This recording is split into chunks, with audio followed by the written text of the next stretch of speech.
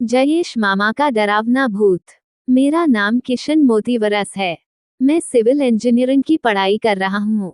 वैसे तो मेरा अधिक समय हॉस्टल में ही बीतता है, पर छुट्टियों में मैं पास ही में अपने घर जाफराबाद जाता हूँ। मेरे जयेश मामा एक जीईबी कर्मचारी थे। मेरे जयेश मामा दिखने में खूब काले और हाइट में लंबे थे। उन्हें खाने में कुछ भी दे दिया जाए वह जानवरों की तरह खा लेते थे।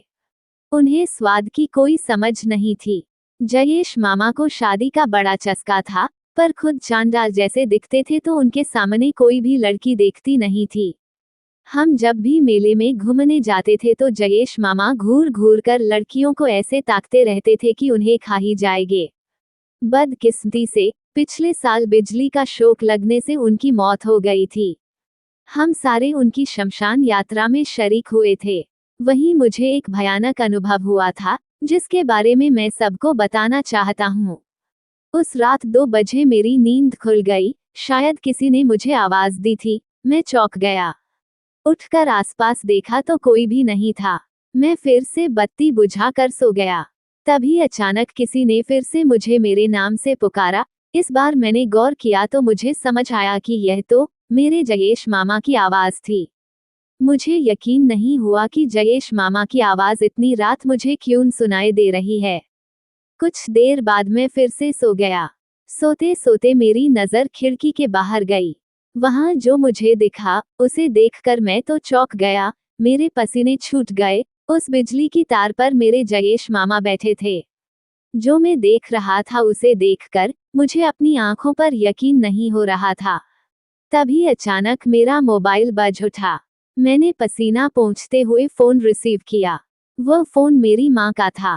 माँ ने रोते हुए मुझे कहा कि तेरे मामा की शॉक लगने से मौत हो गई है। तू हो सके उतना जल्दी हॉस्टल से घर आ जा। मैं फ्रेंड की बाइक लेकर फौरन रात में ही घर पहुंच गया। फिर वहां से हम जयेश मामा के घर गए। वहां उनकी अधजली लाश देखकर मेरे तो रोंगटे खड़े हो गए। मेरे पापा वही थे। मैंने उन्हें पूछा कि यह सब कब हुआ। पापा ने बताया कि करीब 3 घंटे पहले तेरे मामा बिजली के फॉल्ट को ठीक करने खंभे पर चढ़े थे। तभी अचानक में लाइन का करंट शुरू हो गया और ये दुर्घटना हो गई। मुझे वहां खूब रोना आया, चूंकि मेरे मामा मेरे दोस्त की तरह थे। मैं उनका खूब मजाक भी उड़ाता था, पर वो कभी बुरा नहीं मानते थे और मेरी हर परेशानी में मेरा साथ देते थे। फिर मुझे हॉस्टल वाली घटना याद आई।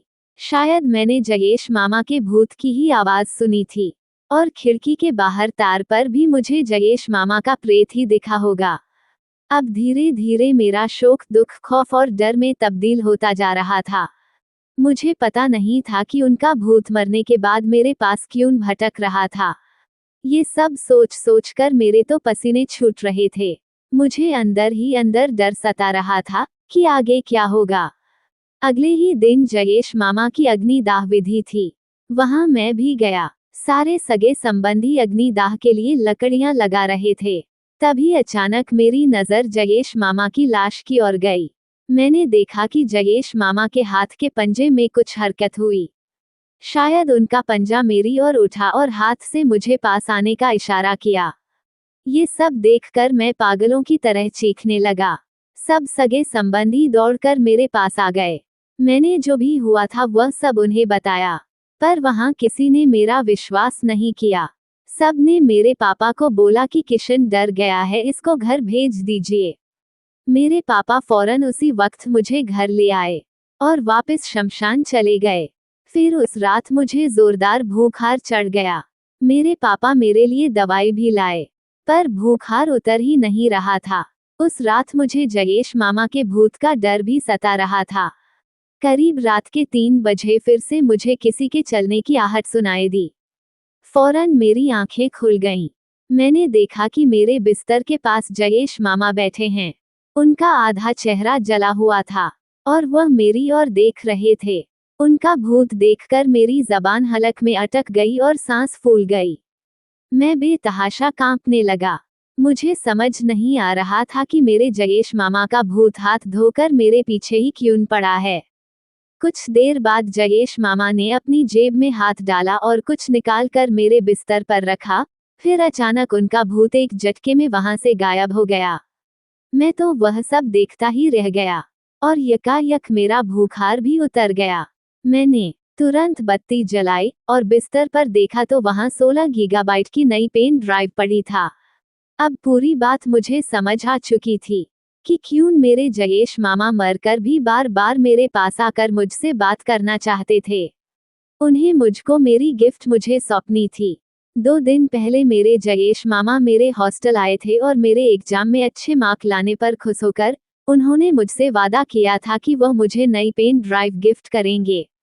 और हंसते हुए मैंने उन्हें कहा था कि इस बार कोई बहाना मत बनाना, मर भी जाओ तो भी मेरा गिफ्ट जरूर मुझ तक पहुंचा देना। मेरे जयेश मामा ने मरकर भी अपना वादा निभाया। उस दिन मुझे पता नहीं था कि कुछ दिनों बाद मेरे जयेश मामा का साथ हमेशा के लिए छूट जाएगा। किशन मोतीवरस। यदि ये कहानी आपको पसंद आई हो तो अपने दोस्तों और अन्य लोगों के साथ शेयर जरूर करिएगा।